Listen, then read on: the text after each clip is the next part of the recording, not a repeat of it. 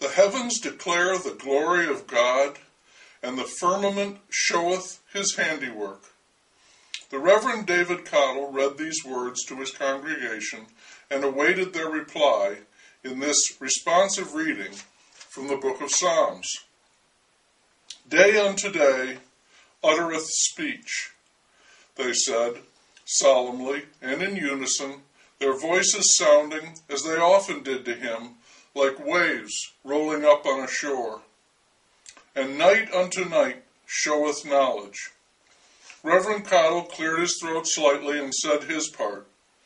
There is no speech or language where their voice is not heard.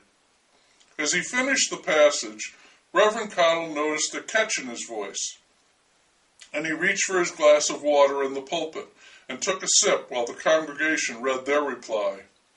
Their line is gone out through all the earth, they said, their voices filling the old stone church up to its vaulted wood-beamed roof, and their words to the end of the world. In them hath he sent a tabernacle for the sun.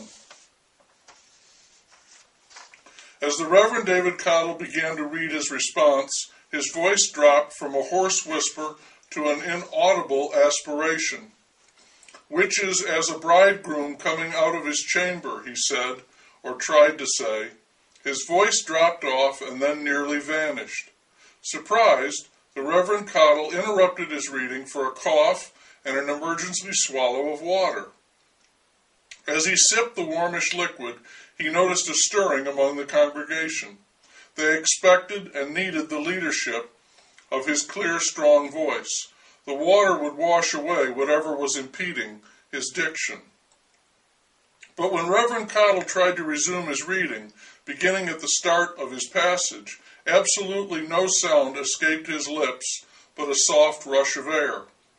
He struggled, did his best to form the words with his lips and to enunciate with his tongue, but no sound emerged. Panicky, the Reverend Cottle looked up from his book and found the eyes of a church elder, Ed Carlisle, seated as always in the second row on the center aisle. At the moment, because of the reading, he was standing. Without hesitation, Ed Carlisle took the cue, left his place, and approached the pulpit. I can't go on, Reverend Cottle tried to tell him, but no sound came out. In this case, the absence of words bespoke his condition acutely, along with the look of alarm on his face. He stepped back and indicated that Ed Carlisle should address the congregation. Again, without hesitating, Ed Carlisle stepped to the microphone. We apologize for the interruption, he said. The problem is not in your set. Everyone laughed, breaking the tension in the church. Please be patient, said Ed Carlisle. Be seated. He turned to the minister, who had remained standing beside him. Reverend Cottle stepped behind the pulpit, out of the sanctuary, and through a door and out of the nave. Are you all right, David? Ed Carlisle asked him. Reverend Cottle tried to answer yes, but could not. He shook his head in the affirmative, then pointed at his mouth and shook his head no. Nothing comes out, he wanted to say. More surprised than anyone, it doesn't work. He raised his hands and shook his head. David Cottle certainly did not understand what had happened to him. 1 minute, his voice had been with him, inseparably, rich and strong, and the next, with only a minor strain of warning, it was gone. And not just weak, it was completely erased. Can you go on? Said Ed Carlisle. Reverend Cottle tried to clear his throat and speak. He could produce no sound. He became slightly red in the face, both from the exertion and the shame he felt in not fulfilling his duty. No, you can't, said Ed Carlisle. I'll go out and tell them. Reverend Cottle nodded, and Ed Carlisle went back out to the door into the nave. Reverend Cottle could hear him address the congregation, assure them that their minister was all right, but would be unable to continue the service. I'm afraid he's lost his voice, said Ed Carlisle, intending it as a simple statement, but it struck the Reverend Cottle almost as a curse. Lost his voice. He barely heard Ed Carlisle lead the congregation in a prayer and then dismiss them. They had to be dismissed.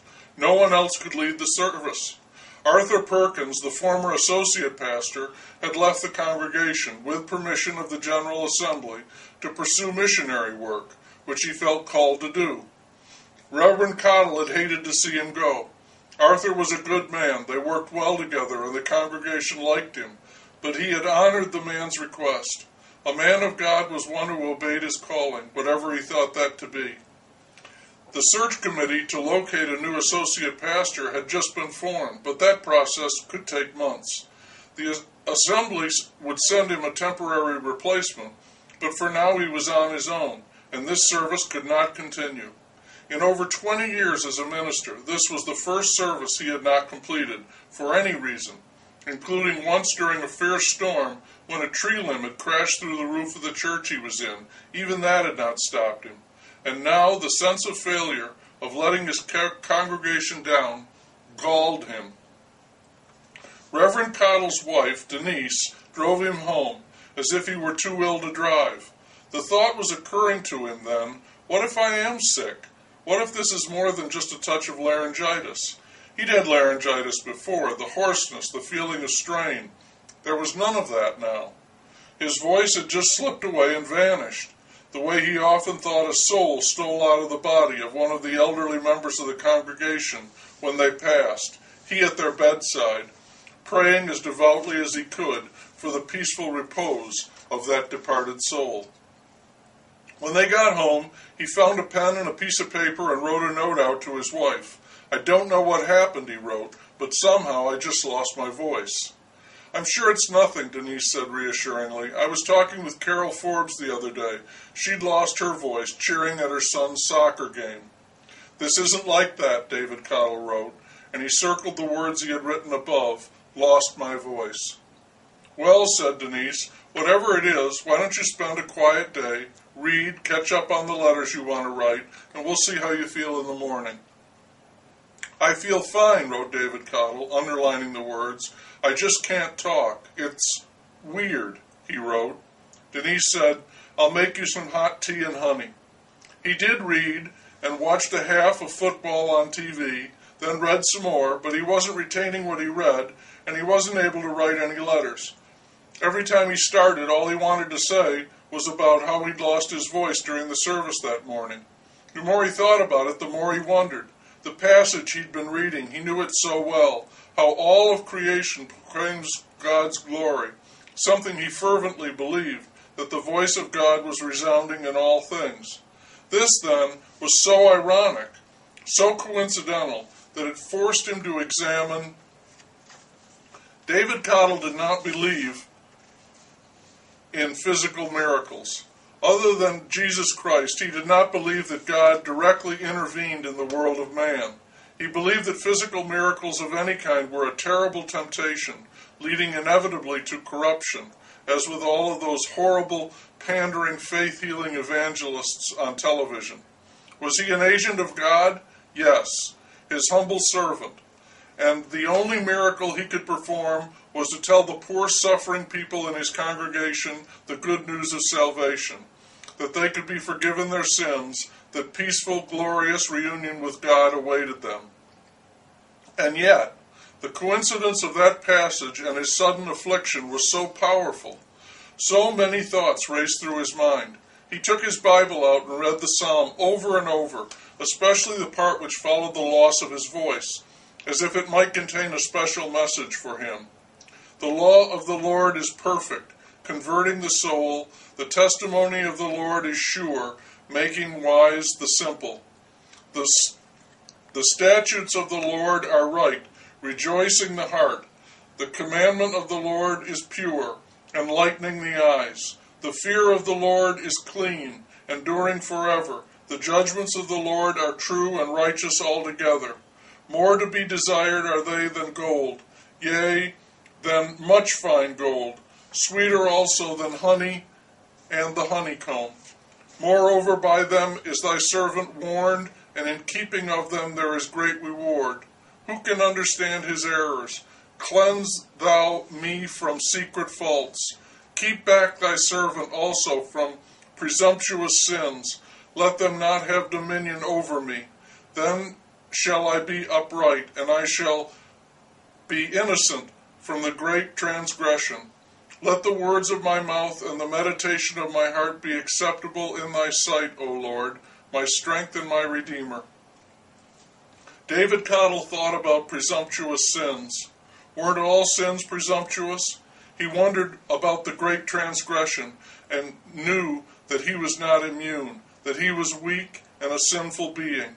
But everyone is sinful, and God is merciful. Wasn't he here in his capacity as a minister precisely because people were weak and in need of redemption?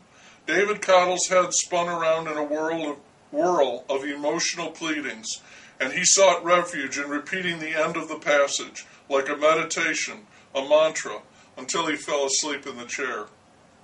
His voice had not returned in the morning. Denise phoned their doctor, who recommended a throat specialist, Dr. Thomas Richardson. Dr. Richardson was able to see him that afternoon, and following a thorough examination, pronounced it to be a puzzling case.